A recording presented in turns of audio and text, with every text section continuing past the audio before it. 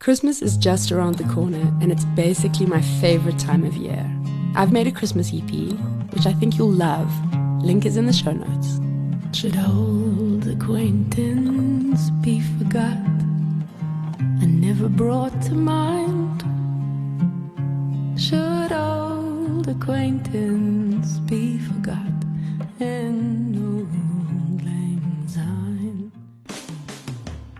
Welcome to Shotgun Story, the podcast that has conversations with indie creators about music, meaning, and the point of it all, so that you may be inspired by the journeys of other artists who are doing it for themselves, and maybe gain a little more understanding as to why it matters quite so much that you keep creating.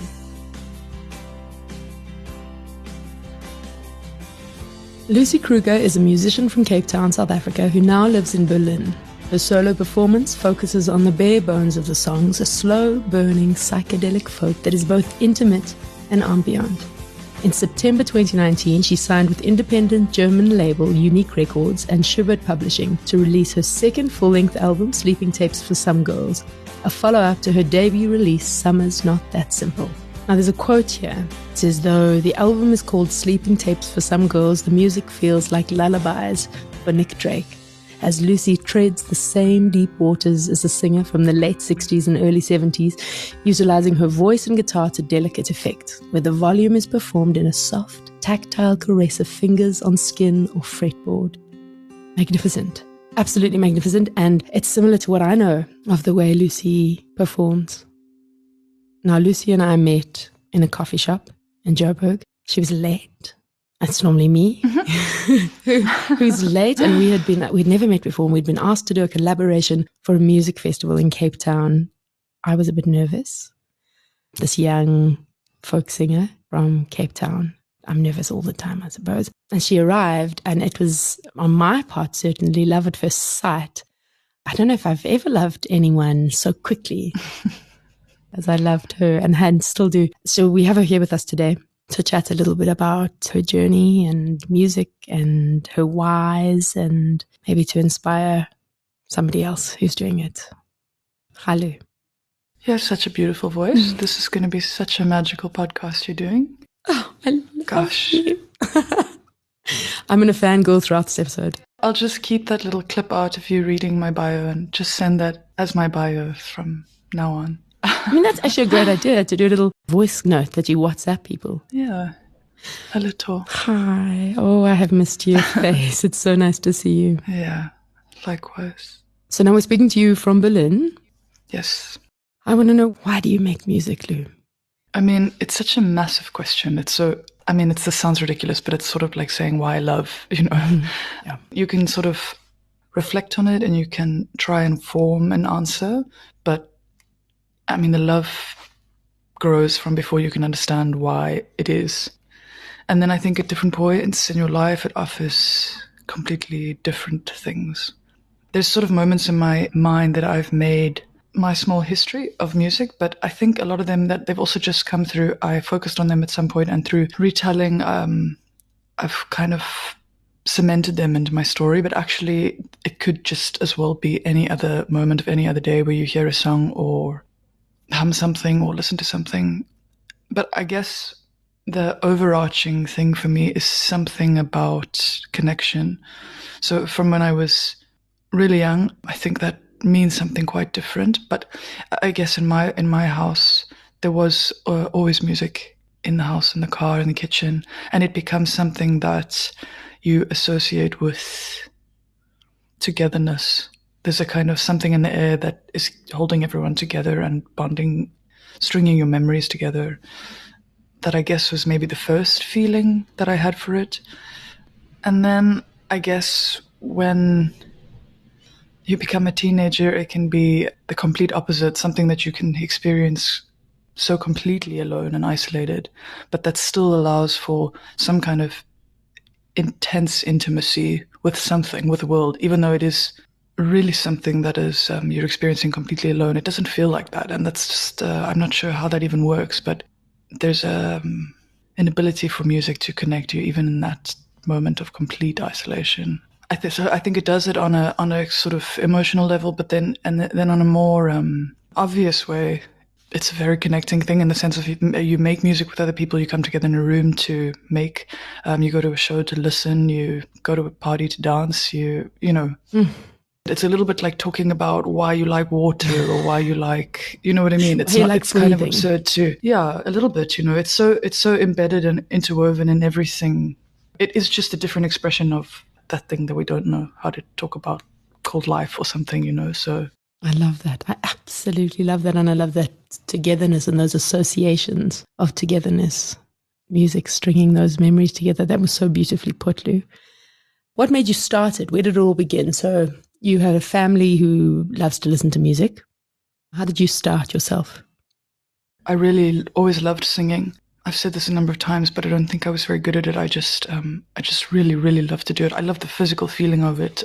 I can't even say why exactly. And so I just did it a lot. I performed a lot at school and just very kind of casually. And then my sister-in-law, who wasn't my sister-in-law at that point, she was my brother's girlfriend. She started playing guitar when she was about 16. She started writing her own songs. And I think I could see something in the way that she sang them, or she was so in her own space, in her own world, but I also felt a closeness to her in that moment, as if something's revealed that I hadn't maybe seen of her, and I wanted to be able to do that. Yeah, I could feel that it would be something amazing to do, I think. And so I started to learn to play guitar so that I could write my own songs. Mm-hmm. And I don't know if it's the way that we brought up, or if it's just human nature, or if my specific nature, or I think it's a combination of these things. But there's so often in my life these moments of deep feeling. You know, sometimes I'm walking and I would really much rather be sprinting, or I'm talking casually and I want to scream, you know? Yeah. And I don't really know how to do it. I never do it. I'm very well behaved in a sense, mm-hmm. you know, and somehow songwriting and music is the one place where people allow you to get a bit weird, which just means find a way to express something, you know? Yeah. When I say people allow you, of course, you can do whatever you want in a sense, but it's also not true. And I can't, for whatever reason. It's not so easy for me. But somehow in that space, it's possible, you know? I discovered that, and then I guess that's also what keeps me there. It's exactly that. It's exactly that. When you stand on stage and you are at one, connected to the source in that moment, and there's pure truth. There's no insecurity. I mean, when you're in the flow, at least. There are moments of that, but there's also many moments where it's not that. But even just the chance to be really trying to find it is still something, you know? And the chance to be vulnerable, and not so much, there's so much that means so many things, I guess. But even just the risk of offering something, a kind of abstract, it gives it everything a lot of meaning, I suppose. I once heard this quote about how it's the artist's responsibility to lead the way. And I guess what an artist does is they experiment and they make things and feelings, I suppose, acceptable. And then from that, it becomes more mainstream, I guess, or allowed, as you say. But I understand that nice, good, polite girl, you know, well-behaved. So we're going to take a little step back into the physical for a moment and look at your career. Sorry, it's terrible that I laugh when you say career, like, ha ha ha, career in music. But I shouldn't do that. No, as you laugh about it, I hear my father's voice in my head telling me that it's a hobby, you know? Yeah, I mean, yeah. This will come at another point in the conversation, I'm sure. Okay, so 5 highlights. It doesn't have to be 5, it can be 3, it can be 10. Okay. But highlights of your career that would give context to listeners who aren't familiar with your music. Maybe I'll just mention, I think, a few points where I felt something shift a little, or cement, or fall into place. And I guess, I mean, the more obvious starting point of what one can call a career was when I finished studying. After school, I went to study drama at Rhodes University, and then I came to Cape Town and I made a record with a Skulky band and some really wonderful studio musicians in Cape Town. And I had no idea what I was doing. And that was obviously an enormous learning curve. And then once it was done, I also had no idea what to do. And then actually, So I'm going to say as my first point was meeting you. And I forgot that it was because we had to do this collaboration, actually. I mean, that was so inconsequential in the end that, of course it wasn't in the sense that it got us together. But I mean, you say you're nervous. I was terrified, I had no idea what I was doing. And you were so open and so generous for sharing, and no pretense, There's just so much integrity in terms of just wanting to do the thing and being honest about the way that you were trying to do it and what was, what you felt was possible. You just said, come on tour with me, which is so incredibly, generous and open. And I did. And I've always known that there's magic in music, but that really sort of confirmed my belief somehow, and set such a beautiful precedent for integrity and intention, I think. And all the stuff that surrounds what should surround your life and the thing that you're doing. We were really adventuring. And I think just really beautiful to be watching each other, playing, and then to be watched in this really supportive way when you can sort of look at yourself through the other person and just really look at the other person. There was so much growth in a way that you could almost watch it happening, like you give the plant water and you see it unfurl or something. And also, of course, in the beginning of anything, if you're there and you're open and there's little expectation, there's so much room for magic, Big time. That would definitely be one. And then I suppose having the courage to try and form my own band and eventually record an album. And then I remember when I wanted to launch it, I really wanted to do something special, but I've always been a bit anxious to do something that read as maybe beyond me, as if I was trying to be too big for my boots or something. Anyway, I tried really hard to let go of that. I wanted to do something special. And I also went through this point where I thought, I want to work with people that I really admire. And I approached Inka and Simone to do the visuals. And we did the launch in Rudeblum Studios. And it cost more money than I would have, should have been spending just on the space. Inka and Simone came and they did this beautiful light installation. And I was so nervous. I thought, who do I think I am, Everyone sat on the floor and it was so quiet and I was terrified almost the whole way through, but it felt so incredible to care that much and to say, well, I do care this much and I do value it this much and I'm saying it and I'm holding the space as terrified as I am, and to feel, wow, people are really here with me. And I guess because the way that the lighting was set up and the space was set up, it was really, I don't know, same thing, like the confirmation of the magic, I was brave enough just to care, I guess, and then to feel that it was worth it for some people and for me and for my bandmates and for Sebastian, who was doing sound for us, and for Inka and Simone, who were doing the lights, and that we were building something. And everyone, myself, the band, the people involved in the production and the audience, it belonged to all of us, and that felt really good. That was really meaningful moment for me. And then I guess when Andre, Leo and I, we started, he was in the Lost Boys, and then we started a band together, a two-piece called Medicine Boy. And I mean, we had no idea what we were doing. The first show that we played was quite soon after we had become a band. And we were both completely terrified. And same thing, I remember being on stage feeling, I don't really know if this is any good or what this is, but again, to be really afraid of something and then to do it, it's such a life-giving thing to do, to risk failure, I guess, and to be there, to really be there. And I think, again, for me, that was another moment of also, because I could feel something a bit different happening when I was on stage, small things, but small, like where you can feel, again, like almost like you can feel the growth, Yeah, I guess that was a very good, important moment for me in feeling like it was okay to change and to take risks, and there would be reward in it. It's just very encouraging. Of course, one needs constant reminding about that. But I mean, I think I had a similar situation in Berlin when I moved here, and then I was releasing sleeping tapes and I had to book my album launch. And, I'm starting again here, and it's nerve-wracking and it's a whole different thing. And same thing with booking the album launch here in Berlin. I booked something that was a little bit beyond what I was. And so I had all the same fears all over again, as if I'd not learned anything. And again, it was wonderful, and again, to feel that it's possible.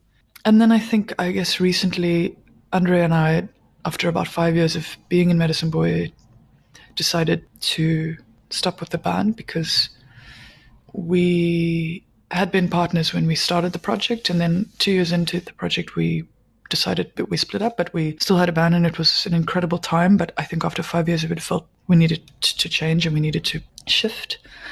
And we played our last show at Endless Days, which is a festival that Andre helps put together. And we had a really big band with us. We had a tiny orchestra. It was really friends and musicians that we had played with throughout the years. And then some of my friends who I was in a new band with in the Netherlands were also there. And it was a sort of semicircle of incredible people and musicians. And knowing that this was the end and doing this thing with Andre and really giving a lot to it. And also this beautiful family that's built up around that festival and the music scene. There was, again, like this moment of magic where I think we and the people around us understood how big and how special the moment was. And again, it sort of belonged to everybody, you know, and to share it like that and to just give in and to do it with so much love, which is only possible if everyone's doing that, you know. And I was extremely present and grateful in all of those tiny moments on stage, and also again to see that change, and in this way this change is the end of something. It is possible and good. Yeah, and then through music, you know, because there's something about what you can put into that moment. I mean, we can talk about stuff, but it's cerebral but then somehow you've got the space and all of this energy and sound, and yeah, that then suddenly belongs to everybody. So what's so exciting about hearing you talk is how much of yourself you throw into each of those moments. And I feel magic responds to your intentions. And you are so intentional that it is not surprising that there is magic that follows you. Yeah, it's interesting to think about, again, because it's something that's not so conscious in a way. You know, of course it is. I wouldn't know how to do it otherwise. It's how you do everything, Lou. It's interesting and it's scary sometimes to feel, I guess about maybe even 6 years ago now, I was having a really hard time and just feeling really low and really quite stagnant. And the thing that really struck me and scared me was that I felt I'm not going to be able to write songs if I'm not growing as a person. I was more concerned about my development as a person. I mean, obviously outside of songwriting, but also as an artist, than I was about developing my craft, because there was this realization that if I've got nothing to offer if I don't have stuff here, then there's nothing, it's not going to come, like it's not going to happen in this way. Like I can play as well as I like, but people of course have different methods. So I'm not interested in those people who have different methods. I think it's the heart method that matters. So I would like to be like you when I grow up, if that's all right with you. Gosh, Tori, I mean, I don't think there's anyone I know who is as present in the music as you are. I think you've got that covered. Thank you for saying that. I don't feel like that all the time. Okay, what drives you to create? What inspires you? Yeah, I mean, I think it's what I was saying earlier. It's the will and want to express something that isn't otherwise possible. The mess of things and the in-between things that, you know, I think everything in the world, which feels all sorts of things, can be made beautiful and valuable through expression and through music. I was thinking about this a bit yesterday, how I can also remember points in my life where I guess I realized more consciously that a lot of difficult feelings provoked meaningful music, and I went through this phase of thinking, what if I actually get happy at some point, and then what am I gonna do, you know? And almost I don't think that way anymore, and I'm also I'm pretty clear that I'm never going to suffer from never having bouts of melancholy, so I'm not in danger of that. But aside from that, I don't glamorize that. But my point is that imagine loving something so much you feel that you almost wish to remain hopeless, you know, for the sake of keeping it. Mm-hmm. Like that's true love, you know. It's interesting that you mentioned that. It's one of those limiting beliefs, I believe, that we hold as artists. The same one that we have of starving artists, that archetype that is holding us back. Yeah, for sure. It's about depth, I guess. So there's always an ability to engage with depth, which does often come with difficulty.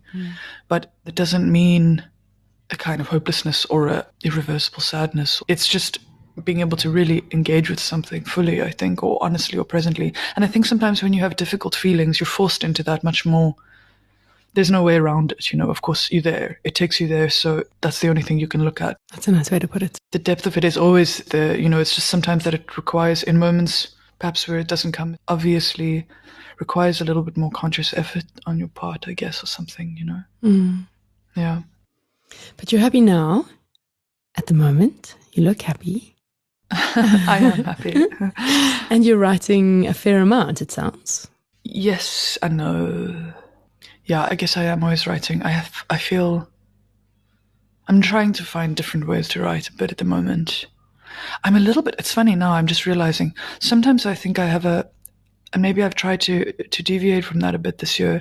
I think something that can happen is if you talk too much about what you're doing. A friend told me this once, that when you do something that moves you, that you wanted to do, or that excites you or inspires you, you get this sort of feeling of this, and you get some of that feeling from just speaking about doing the thing, and it can sometimes make actually doing the thing quite daunting, because of course you start to do it and it doesn't have that same immediate warming effect. And so I guess I am writing, and I'm trying to push myself a little bit in terms of finding some new ways to do it. So along those lines now, what is your songwriting process? Do you have a way that you write, or is it different every time? No, I mean, I think I do have different ways, but mostly I sit with an instrument and sort of play around or just voice, but something has to sort of spill out, a nugget of something that I can feel to be honest and worth exploring, and then I can sort of move around that. Mm. It's the same thing. It's what, being present enough for magic to happen. I guess you can feel in moments where you can let go a little bit or try and be a bit more present. But I don't think, for me, that doesn't come through like, okay, I'm going to channel and present. It's just playing. And then at some point, it's the same way in a conversation with a friend. You can talk for a long time, but then one day, for some reason, at some moment, it feels like, I think I just said something that really felt new, or I want to hold on to it, or it matters, or similar with songwriting. I think you play around, and for whatever reason, something catches, or something has something that you want to sort of go into a bit further. And then from there, does it all flow at the same time? The music, the words? Yeah, I mean, I think it's funny. In some ways, it's shifted a little in that this still happens sometimes where a song just comes in a sitting. But it does feel to me like it takes a bit longer now. I just actually finished making a record. And when I was writing for this particular record, I wanted to shape the songs so that I could play them on the guitar by myself. And I would be presenting the whole story in that way, to not be dependent on other musicians or other parts, or that the story was full in its lyrical content and in its rhythmic content and its arrangement and everything. Oh, I love that. Yeah, and I needed to do that, somehow for myself. And that took a bit longer, and that was really good. And I guess now I'm trying to do that, but in a slightly different way. I think now I would like to try and finish the story, shape it a bit more with instruments and musically, because I'm not very good at that. I rely a lot on melody and lyrical composition. And I'd like to be brave enough to not depend so much on the band, to fill out the rest and to explore it for myself a little. No, that's scary for me. It is. And it's limiting if you don't know anything about how to do it, or these instruments, The only way to be okay at something is to be really bad at it first, It's going to be bad at it for a long time. But I'm saying this again, and I just said I don't want to speak about stuff without doing it. It's such tiny baby steps. It is very daunting for me too, and I don't know how long it's going to last, but... I mean, it's proper brave to do something that you're not good at. It doesn't feel nice. No. Especially because, if you've been working with people that are so good, yeah. I mean, it definitely makes you value those around you who are doing this thing so effortlessly. What I love is when you start something you take a guitar piece that you're learning a tab for a particularly hard track, and you start and you're like, I can't do this. This makes absolutely no sense to me. And within a few days of jamming with it, you're like, wow, who was that person who a few days ago could not touch this? It's miraculous. And every time we do that, you think, yeah, we're so strange. I do wish for more consistency. I mean, it's interesting. There's a book called The One Thing by Gary Keller, and he speaks of having your one thing is the thing that makes everything else easier or unnecessary. And then he talks about making a time block, a 4-hour time block in your day. Okay. So in some people's days, there is not 4 hours defined, but Sure. creating some kind of a time block, whatever works for you, and letting nothing interfere with that time and using that time for mastery. And if you do that 5 days a week, 50 weeks of the year, take your 2 weeks break, holiday break. But if you do that, that is where mastery happens. Yeah. As you say, for consistency.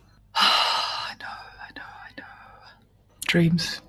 Completely. It's so obvious. I know.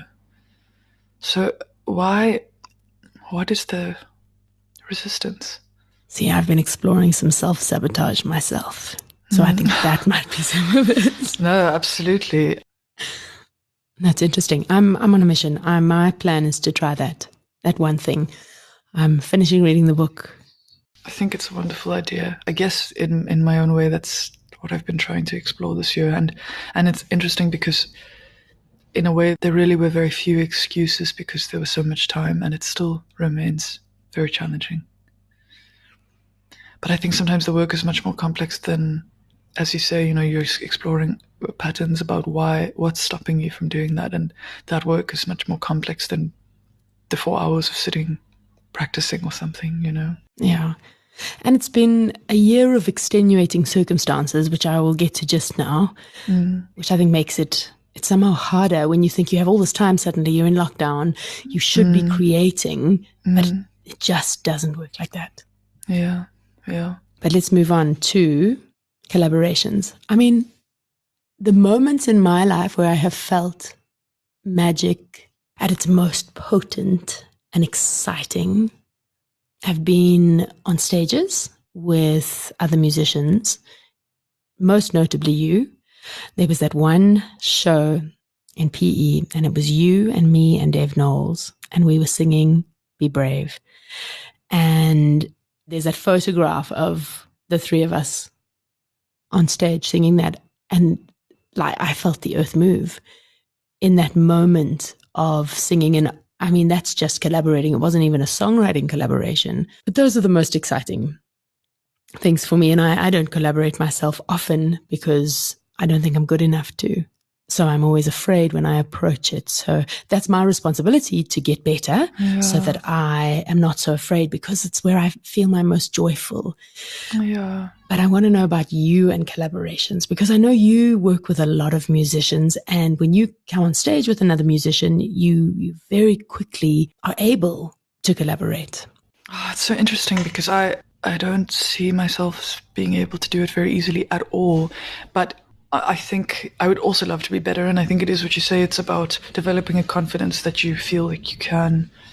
But I do think that somehow there is something to be said for if you can have what you have in terms of the deep level of sensitivity with enough confidence to meet another person. I think the results would be magic because there is a sensitivity and a presence. It's so incredibly important and the point in many ways. Like so many things, again, just as in life, you develop a sense of self, so you are a sense of self in the world, but then you're a self in society, and that's what also where the magic happens. You share these things you found, and it allows you to see things in a new way, and then you share those elsewhere, and it's this coming to life of things, and that's very, again, in music, it's just such a clear thing.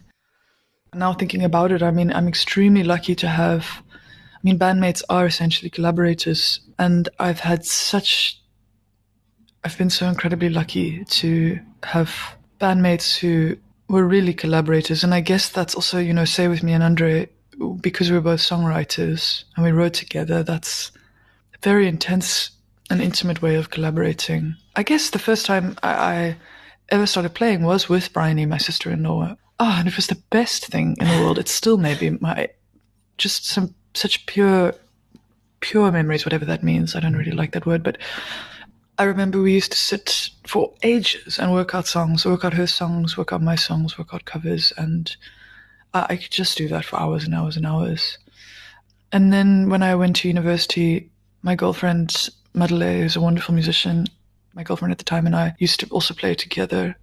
And actually now I'm just thinking about interesting in my history. I guess my collaborators have been, because then we did a lot of stuff together. And those are also some of my favorite memories. So, like, so much trust and so much, when I was singing with you, to stand there with you and to offer something, but less in the way of something musical and more in the way of, I guess I'm scared to sound so esoteric, but presence and support, it's one of my favorite things. And I had also with Andre, one of my favorite things is to be on a stage and to really look, actually the act of looking at somebody who you love doing this thing, and you're offering such a focus and support, and it's so cool to be able to do that. Just got this lightness and this gravity, and to be able to somehow support it is wonderful. I mean, definitely I have felt safer on stages with you than I feel alone.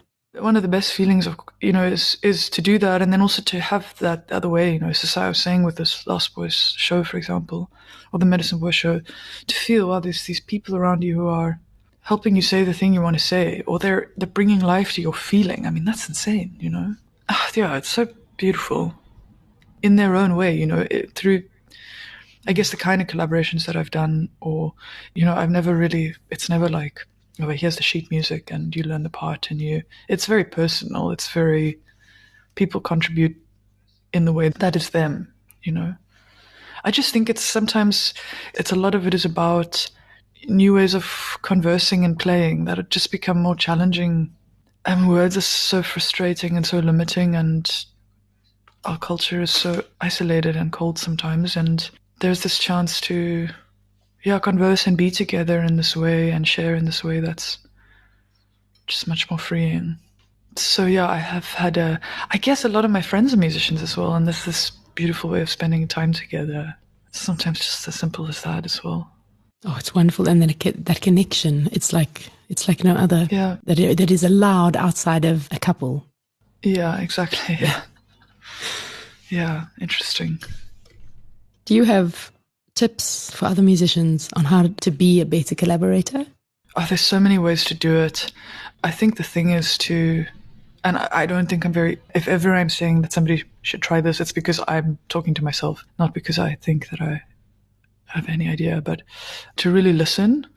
And I think to really say yes to suggestions, so that everybody, I think one has to feel safe in that space. And that means different things. But I think I've sometimes had a hard time with collaborators where I felt as if my ideas were being guided or shifted too quickly, and then I didn't really feel safe in offering. And you kind of learn this in drama as well, or just to say yes, I think. But there's so many ways to do it, of course.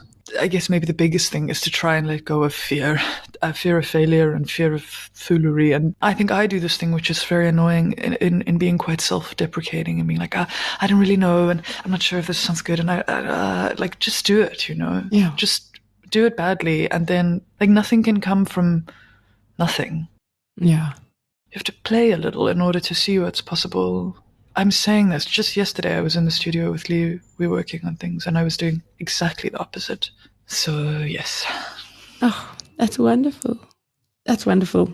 So now, being in Berlin, you guys are in the middle of another lockdown, which brings me to the whole 2020 COVID story. What are some of the challenges that you think musicians today are facing? I suppose, okay, maybe after the year we've had, but even before that, actually. There were so many challenges before this for me. I'm not sure how to do it. I haven't figured it out at all. It's been extremely difficult to try and make it work and make it sustainable. Yeah.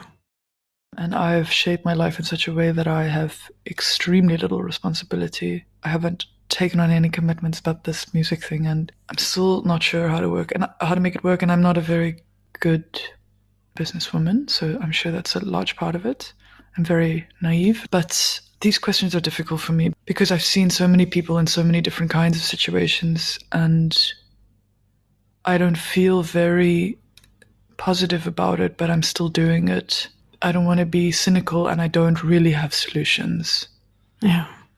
So it's hard for me to talk about because I don't want to be a negative person, but I don't, as I say, I don't necessarily have very helpful solutions or even ideas for them. I mean, I guess I've been so confused about it for a long time. And then, moving to Berlin was a sort of venture in trying to see what would happen if we were here and if it was more possible. And it's been extremely challenging here still. And I've been trying to figure out how it does work and can work here. And I'm, in a lot of ways, if I'm honest, moving was so sort of confusing and massive that for at least a year, I wasn't even really still enough to think clearly about how it was possible. And now there's this, and I mean, when I say this, I mean Corona, and it's obviously just shifted everything entirely. Something that was already shifting, constantly shifting. And it's such a strange thing because I've never been very good at looking into the future. In some ways, I think if I was, I probably wouldn't still be making music. And it feels naive to not, but it's all completely speculative anyway.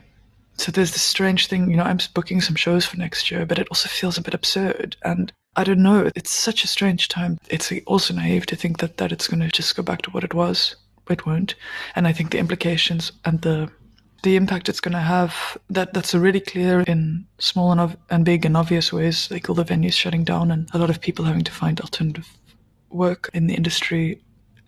And that's kind of the beginning. And I also don't want to I just don't really know, and I think in a lot of ways I feel like I'm not being as thoughtful about it as I can or should. But as you say, you can't predict the future. No, but on the other hand, we're all creating it. Yeah. I often think about the way that, even just with this virus, you're sitting here thinking, well, when this shifts, we're kind of waiting for those who have the skill set to be able to find a vaccine or do this kind of, but othering the responsibility somehow, Yeah. But I haven't been bold enough to come be part of the solution somehow, Yeah. I mean, amongst it all, this whole COVID crazy, and it's been a really hard time for a lot of people. But have you felt shifted in this time? Have you moved to a new place? Is there a silver lining somewhere there? I think that all of us have been maybe I can't speak for everyone, but there's a sort of, at the same time, an overstimulation and an understimulation. There's been an opportunity to be understimulated for the right reasons. Basically, an opportunity to be bored and to sit with it in a positive way, which is very challenging in the face of global anxiety. I mean, there's definitely been a shift. Of course, there always is. And this has been such a specific kind of experience and feeling. And it's hard I feel so in the midst of it that it's hard to know what that is. And so strange to share the experience with everyone. Yeah. Of course, it's been completely different for everyone, but there is this clear overlap that I don't know if there's been such a thing before. I think it's hard to know without hindsight some of the positive and negative changes that it's had personally. I mean, there's been a lot of thoughts about ideas of home and just what you want to be and do with, be who you want to be in the world and how you want to be in the world. I think about that quite a lot anyway, but this has been a new way in, I guess. That slowing down that you speak of is something I think that is not highly prized in our culture. We're so busy being busy because it is important to be busy, and being busy makes you important. And I think that we do, and it's such a masculine energy of doing that we often forget to take a step back and stop and allow. And there's got to be a balance.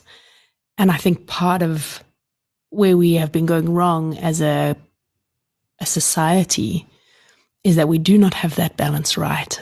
And I think that this year has revealed to a lot of people, in a forced slowdown, that it's necessary. I certainly am re-looking at the way I've been running my life, and I'm making some changes because it wasn't working. It hasn't been working. And it's partly that. It's partly that. And so I suppose, hopefully, amongst all the hard, it has revealed the important as well. I think I've heard from a few people who live their life quite differently. I mean, I guess in a way, moving to Berlin I had already felt a little bit of isolation and time and space. Maybe it was, I think, slightly less, that part of it was slightly less of a shock to me than I know that it has been for some people who move constantly. Yeah. I think it's been really quite shocking for some people in what seems to be often a positive way, but again, not to glamorize these things. I think it's been just terrible for some people, of course. Yeah. I mean, this is a really hard question, but what do you predict for the future of live music after this year? I really don't know, because I don't know. It's so hard to try and integrate all of this knowledge that I have. You know, I have so little knowledge around so many of these massive important things that are at play here in terms of disease and politics and climate and economics and it's just these enormous, very complex things that are all interacting, and I barely know anything about any of them. So I really don't know. And I would be lying if I tried to predict. So this year you did, on your birthday, a home show online. Yeah. It was immaculate to behold. I loved your performance and I loved your interactions, and I felt like I was there. How did you find that, and would you do more of that sort of stuff? I'd like to say yes, but it was so scary for me. I felt far more vulnerable than I usually do at a show, which was really quite something. I really wanted to try and make it that I was there. I can't, it's strange why it felt so scary. And at the time I was thinking a lot about, it was really then at that moment in those months, thinking about why that was and what it means to do a live show, and then what it is that you're really offering, because of course there's different reasons for doing a show and coming to a show, and then I thought, wow, actually is the whole point of the show these small moments in between where you're speaking and actually there's some real honesty or connection, or I don't know, it made me think about things very differently, but it didn't leave me decided around how I would, my thoughts around live streaming. And I think I would, and I would like to, but it's the same thing with you talking about confidence and collaborating. I would need to feel, I don't know when that's going to be, but I only played a couple of shows this year and they felt quite scary. I'm not feeling necessarily able to be really present. And I think when you see people doing that and they are really there with you and they're sharing, I think it's really moving. I don't love to see people when I'm watching a live stream, if it doesn't have that, almost as if you have to have more of that than you even do at a show, because at a show you are there with a person and you can feel that. But to try and be that over a screen is an extra challenge, and I do think it's beautiful when people do it. How was it for you? Scary. Yeah, and not the same thing. Yeah, no, for sure. No, not at all. And there's a lot of that energy exchange. Yeah, exactly. Yeah, I missed that. So it was not first prize. Yeah, sure. I don't suppose 2020 is much about first prizes. It's really not, no. What does making music look like for you right now? Well, yesterday, so I'm busy working on a new record, which, like I said, I'm trying to focus a little bit more on instrumentation and sound than just on the song. And so mostly it looks like me trying to awkwardly hold a plectrum and do something over and over and then be super unclear if it's of any value. Yeah. But right now, like yesterday, Liu's playing guitar with me, my partner. She's here from Amsterdam, and yesterday we were in the studio and I guess we spent most of the day working on one song. Yeah, it's been quite challenging for me trying this new way, trying to trust from a slightly different angle whether the song was worth something or not. I feel quite amateurish, but I'm trying to just stay in it. You've launched how do you even say that word? Patreon? I think so, yeah. Patreon, I think. That sounds right to me. I was corrected the other day, but now I can't remember what somebody else said. Okay. But I think Patreon sounds good to me too. So you've launched that and you've been releasing these beautiful, beautiful tracks. How's it going? It's been really lovely, actually. I wanted to do it for a while around my birthday, and then things got really bad with Corona, and there were so many people, and still are, who needed money, and I didn't feel good about asking. And then so I took quite a long time, only many months after that I decided to do it, and I had to think a lot about it. But I guess at the end of it, you're saying, here's an invitation.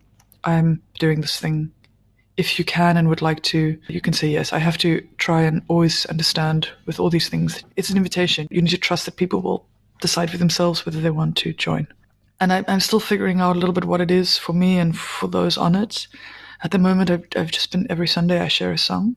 Yeah. And it's really cool in the sense of slightly less pressure and that chance to just be a bit playful. And, well, less pressure in the sense that I know there's people that are there, they want to be there. And because I'm sharing every Sunday, there's also a sort of, sometimes with making a record, there's so much build up around it and it's got to be, you're taking so much time with it. So there's this expectation for it to be, but these are sort of experiments. And actually a good example, I think, is that Liu has been here since last week and been working on the new record, and it's taking us quite long to get somewhere with a song. But then on Sunday, I said, let's make a song for my Patreon page. And then we did it, in this one day. So how can it be that?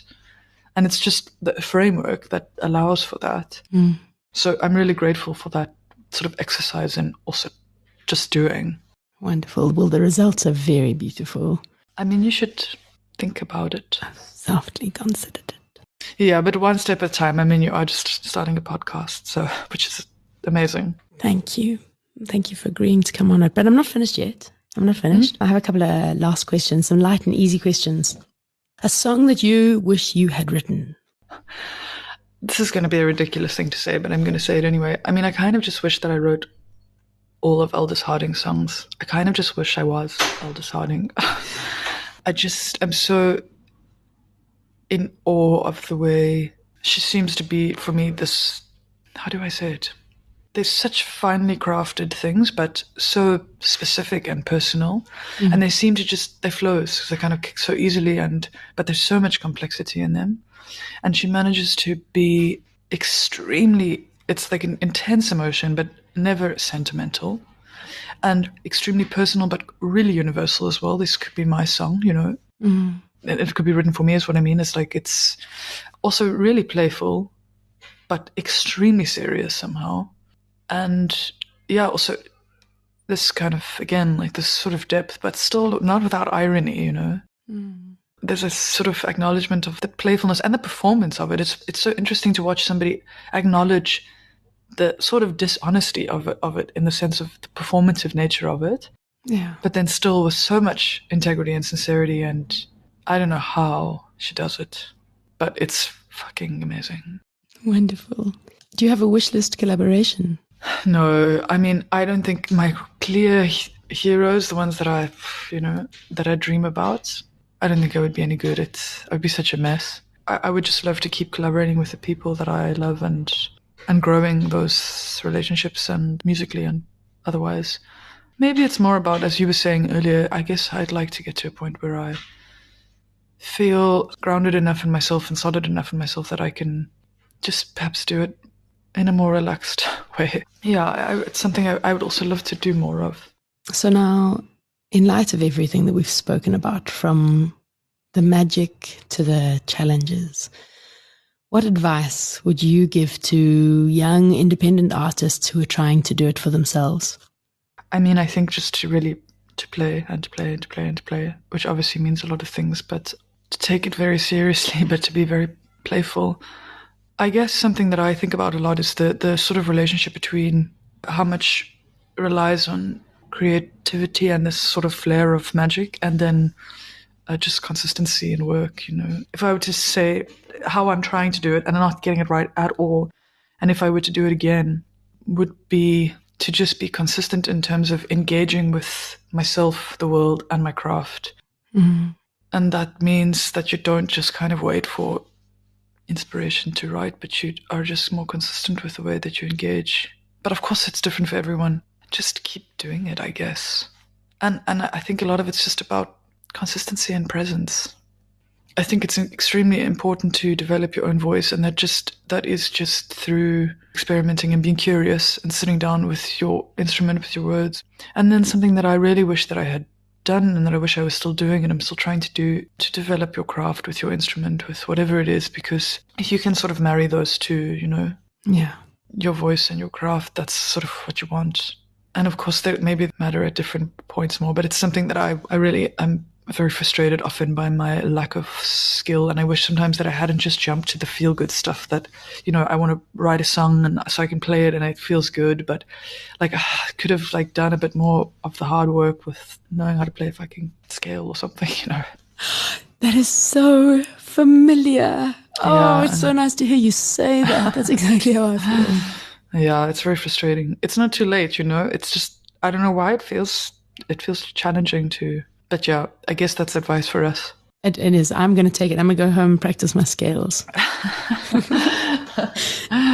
Okay, so how can people get in touch with you or find out more about what you're up to? Social media links. Yeah, I mean, just the normal. I think I'm Lucy Kruger on Instagram and Facebook and Bandcamp and Spotify and all those things. Well, Lucy Kruger and the Lost Boys. Wonderful.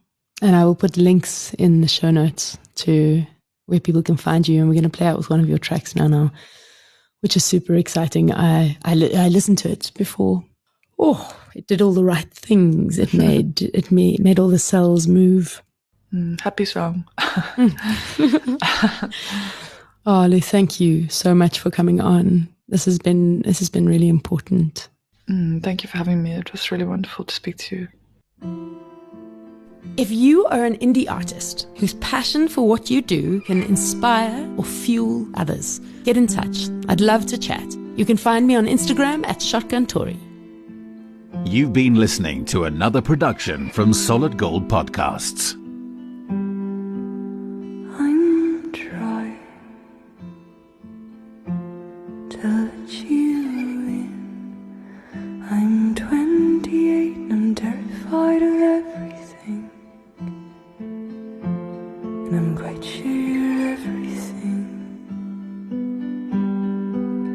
We stood in the kitchen, your hands burning me. I'm too old to feel so young. Won't you help me come undone?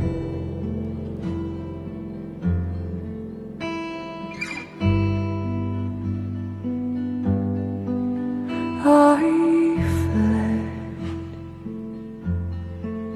from the wild and the miles away from home, and your fingers feel like a rope to have to hold, to save, to choke, and to let go.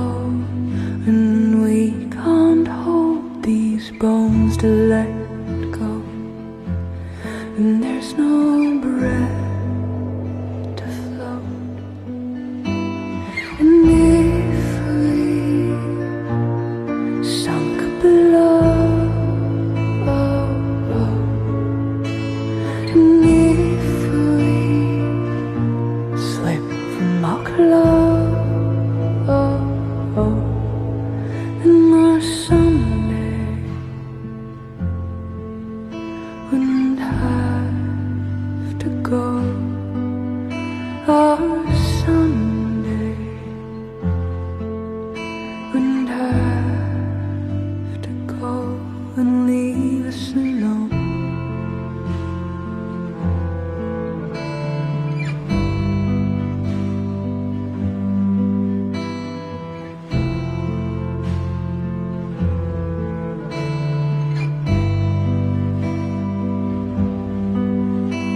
Maybe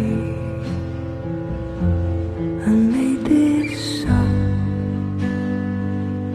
There's no river to drown in. It's all dried up, and you'll find me digging the hole you should go.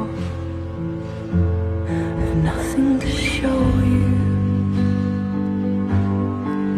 You should go.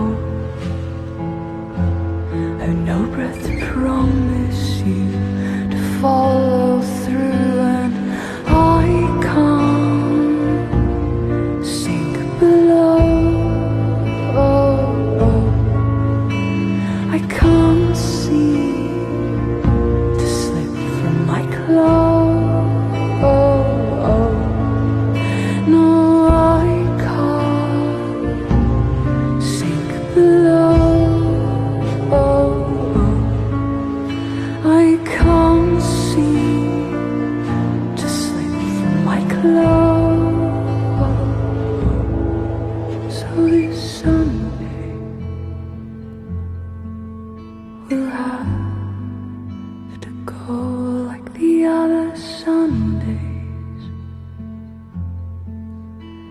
had to go.